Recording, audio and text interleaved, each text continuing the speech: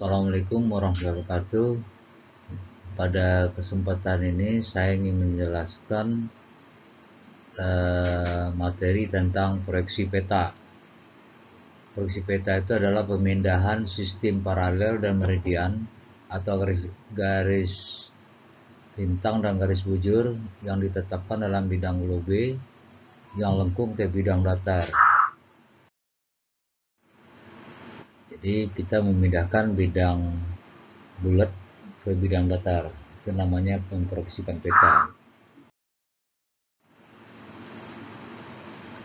Adapun ketentuan umum dalam proyeksi peta ini harus memenuhi syarat-syarat antara lain pertama konform, artinya ketika kita memproyeksikan peta itu peta tersebut tidak mengalami perubahan bentuk dari yang aslinya.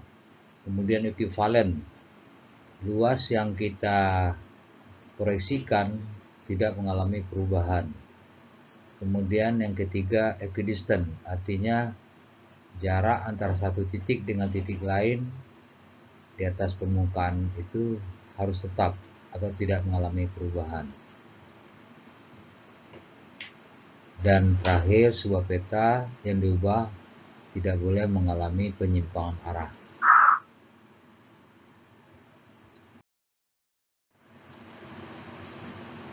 Adapun jenis-jenis daripada proyeksi peta itu, pertama proyeksi azimutal, yang kedua proyeksi kerucut atau konik, dan yang ketiga proyeksi silinder atau silindrikal.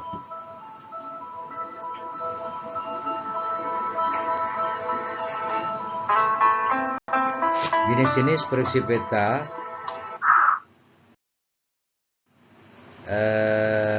pada slide ini macam-macam proyeksi. Seperti pertama tadi proyeksi azimutal.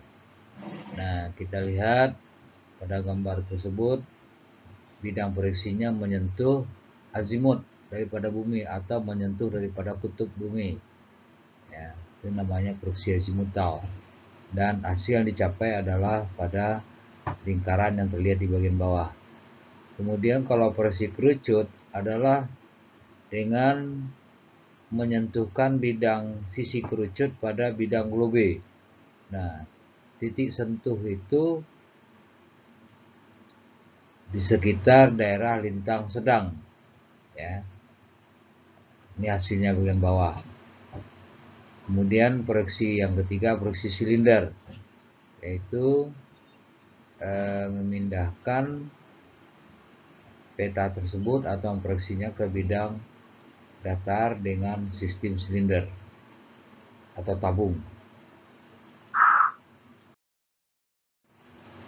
Nah, untuk proyeksi azimutal normal itu cukup baik menggambarkan daerah sekitar kutub. Sedangkan untuk proyeksi azimutal gnomonik adalah proyeksi di mana digambarkan dengan garis lurus yang seolah-olah berpusat pada satu titik. Celah antar garis mengalami pembesaran seiring dengan menjauhnya garis tersebut dari titik pusat. Perhatikanlah gambar di bawah ini. Ya, jadi semakin menjauh dari titik pusat semakin menjauh jarak daripada garis lintangnya. Ini pada gambar ini kita ingin proyeksikan lintang 0 derajat, 30 derajat, 60 derajat, dan 90 derajat. Nah, ini hasil yang dicapainya.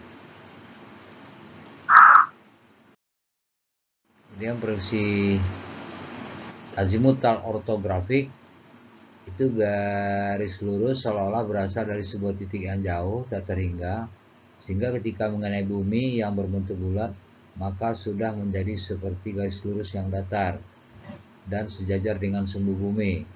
Jarak antara lingkaran akan semakin kecil apabila semakin jauh dari pusat. Nih, seperti pada gambar ini. Kemudian proyeksi azimutal stereografik, terus ini digambarkan dengan garis lurus yang seolah-olah sumber arahnya berasal dari arah kutub, baik itu kutub selatan maupun kutub utara. berlawanan dengan titik singgung proyeksi sehingga jarak antara lingkaran paralel semakin membesar ke arah luar. Nah, ini gambarnya. Titik V-nya bisa di kutub selatan.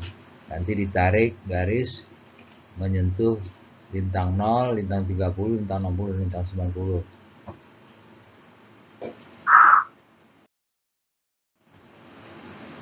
Nah, ini gambar proyeksi silinder. Silinder ini cukup bagus untuk menggambarkan daerah di sekitar ekuator. Ya. Semakin ke kutub, semakin besar distorsi atau penyimpangannya. Jadi bidang silinder menyentuh globe pada bidang ekuator.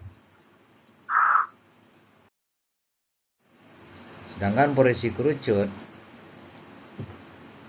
bidang kerucut menyentuh globe pada sekitar daerah lintang sedang. Nah, ini seperti lintang 40 sampai 50 derajat utara maupun selatan. Jadi ini cocok untuk menggambarkan seperti negara Amerika Serikat misalnya, atau negara Eropa.